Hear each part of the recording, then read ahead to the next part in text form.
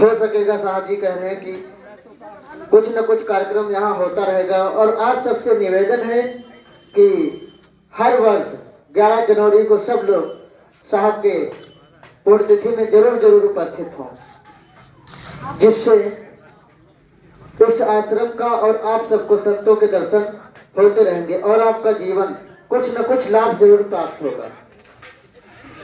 बोलो सतगुरु साहेब की, सतगुरु धर्म साहेब की, श्री गुरु महाराज की।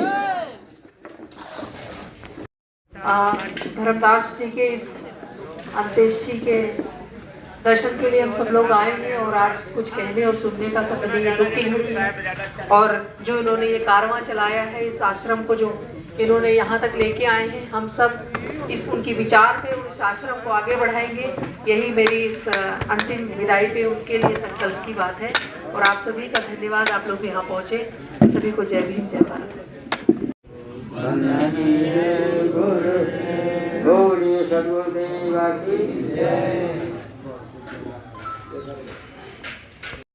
महात्मा गुरु धनादास साहब को चरणों में नमन करती हूँ और यहाँ पे सभी लोग उपासक उपासक और भिक्षु संघ को मैं नमन करती हूँ कि आप लोग यहाँ पे इस अवसर पे आए और सभी को मेरा बहुत बहुत साधुवाद और बहुत बहुत बधाई। सदगुरु धर्म साहब की, सभी संतों की, सभी भक्तों की। हमारे मुफ्ती शरण साहब और आज जो जिनका कल मतलब है परिनिर्वाण हो गया धर्मदास साहब का, तो ये बड़ा दुख की बात है। लेकिन अपने जीवन में उन्होंने जो काम किए हमारे समाज के लिए वो अतुलनीय है, क्योंकि जीवन है, एक दिन आया है तो एक दिन जाएगा और जाने का इनका समय भी जो है वो लगभग उन्होंने अपनी जो एक आयु थी उसको उन्होंने पूर्ण कर लिया था। लेकिन इसके साथ साथ आदमी जब जाता है तो उसके सत्कर्मों को याद किया जाता है। तो हमारे मुफ्ती शरण साहब ने यहाँ रहकर उनकी और उनके जो संतों ने उनकी सेवा किया है। अभी लोग पीछे चर्चा कर रहे थे भाई साहब कि हम लोगों ने उनकी खूब सेवा किया, तो एक उनको संतोष मिलता है कि हमने अपने गुरु की सेवा कर लिया है। तो ये एक बहुत बड़ी बात होती है कि आदमी को संतोष रहता है कि हमने अपने माँ बाप की, अपने गुरु की सेवा कर ली है। और जाना तो सबको है, आज वो दिन है उनके, आज हम सब लोग अंतिम दर्शन कर रहे हैं और उनकी इस स्मृति को हम सभी लोग आशा करते हैं कि हम लोग उनकी स्मृति को अपने जीवन में बनाए रखेंगे और उनके द्वारा जो समाज में काम किए गए उनका हम लोग प्रचार प्रसार करते रहेंगे। मैं सभी को नमन करता हूँ और महान जी को नमन करता हूँ और उनको मैं बारंबार प्रणाम करता हूँ।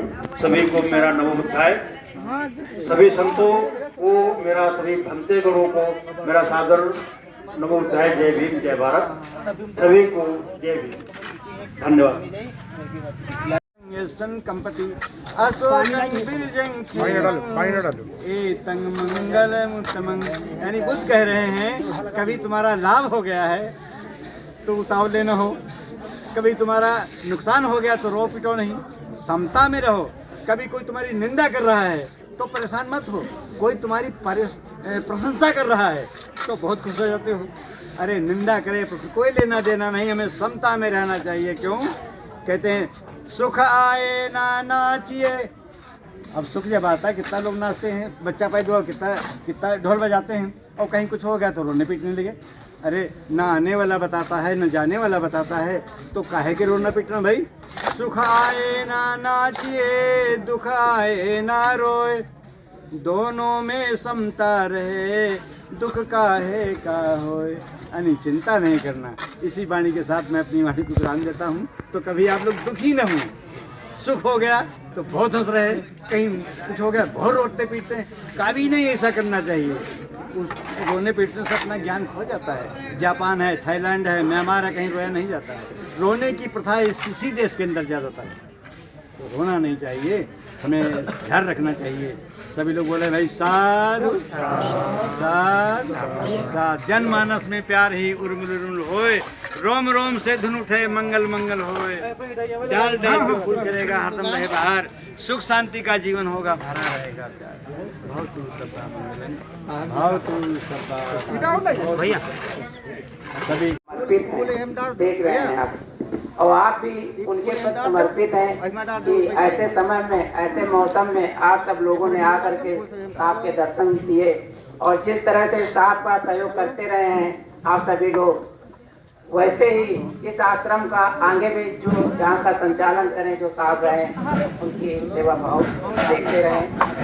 और हम ये चाहते हैं यहाँ पर सभी नियमित प्रेमी भक्तजन आए, हमारे भंते जी भी लोग आए हुए हैं। मैं उनसे भी चाहूँगा कि अगर अपने मुखारबिन से कुछ कहना चाहें, हमारे बीच में सुभाष लहरी जी हैं, आए अपने दो शब्द कहना चाहे तो कह सकते हैं। भंते जी भी आए, मैं एक्चुअली नाम नहीं जानता हूँ। साहब जी का शरीर 11 जनवरी को छूटा है, 12:12 पे शरीर छूटा है। तो ये 11 जनवरी को छूटा है,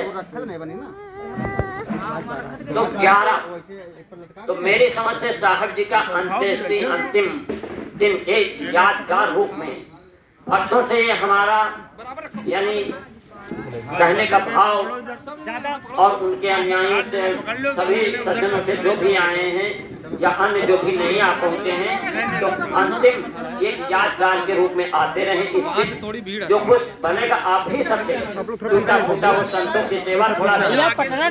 आज उनकी मूर्ति तक लगाई जा रही, तो इनकी दोबारा मौत नहीं होगी। दूसरी बात यह है कि हमारा एक बार जन्म होता है, लेकिन दोबारा भी जन्म होता है। कैसे जन्म होता है? गुरु के चरणों में जन्म होता है। जब हम गुरु कर लेते हैं तो गुरु हमारा पिता हो जाता है, और उस दिन से हमारी उम्र हो जाती है। जैसे कि एक साधु आ रहे थे, तो एक लड़की ने पूछा, बाबा इतना सवेरे का है? तो बाबा ने कहा, अरे सवेर में कहीं भी अवेयर न हो जाए। तो कहे इसका मतलब क्या है? इसका मतलब यह है कि बेटा जिंदगी का कोई भरोसा नहीं, कल क्या है आज ही न हो जाए, तो इसलिए हमारा दोबारा जन्म हो गया है। तो कहा तुम्हारा ससुर? तो बोला ससुर का जन्म ही नहीं हुआ है। तो ससुर बड़ा नाराज हुआ, अरे हमारा जन्म नहीं हुआ, ये कैसे आ गई? अच्छा सास 2 वर्ष की है, ये सबका भाव पूछा तो बोला कि ऐसा है, हमारी सास सत्संग में जाने लगी कहने सुनने से, और हम भी नहीं दोबारा जन्म हुआ था, तो पड़ोसन एक थी वो हमको सत्संग में ले जाती थी, तो हमारा भी जन्म हो गया गुरु की चरणों में। तो इस तरीके से हमारा दोबारा जन्म होता है। आप लोग दो यानी एक बार माता के और एक गुरु की चरणों में, तो इस तरीके से हमारा दोबारा जन्म होता है। तो इसमें पता नहीं किसका दोबारा जन्म हुआ है, किसका नहीं। तो हम तो चाहते हैं जल्दी हमारा दोबारा जन्म, यानी हमारा दोबारा जब जन्म हो जाएगा तो हमारा जीवन धन्य हो जाएगा, यानी हमको हमारा जो गुरु है अच्छे रास्ते पे ले जाएगा। इसी वाणी के साथ मैं यही कहना चाहूँगा, जो बुद्ध कहते हैं, हम बुद्ध के हिसाब से हमारे गुरु भी कहते हैं, जो हो रहा है कहना है। बुद्ध ने कहा है कि एक बार हमारी आपकी मौत होती है, सभी की होनी है, लेकिन होता क्या है कभी कभी हमारी दोबारा मौत हो जाती है। दोबारा हमारी कैसे मौत होती है?